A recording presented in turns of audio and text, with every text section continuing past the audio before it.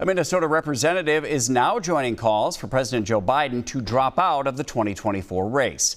In a statement released today, Representative Angie Craig said, quote, "I respectfully call on President Biden to step aside as the Democratic nominee for a second term as president." The mounting pressure comes after a widely panned performance in the debate against former President Donald Trump. But Biden doubled down during a visit to Wisconsin this week, saying he will beat Trump in the general election. WCCO's Jason Rantala has reaction and shows us how this could all play out ahead of the convention. In the statement released Saturday morning, U.S. Representative Angie Craig writes, quote, "This is not a decision I've come to lightly. Given what I saw and heard from the president during last week's debate in Atlanta, coupled with the lack of a forceful response from the president himself following that debate, I do not believe that the president can effectively campaign and win against Donald Trump."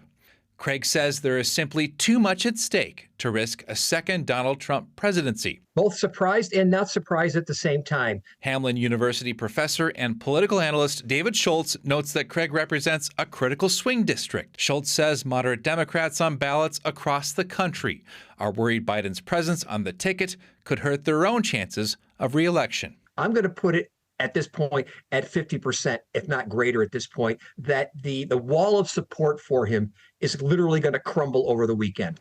If Biden were to drop out, he would have to declare he's no longer a candidate, Schultz says. The president would then release his delegates for the Democratic National Convention.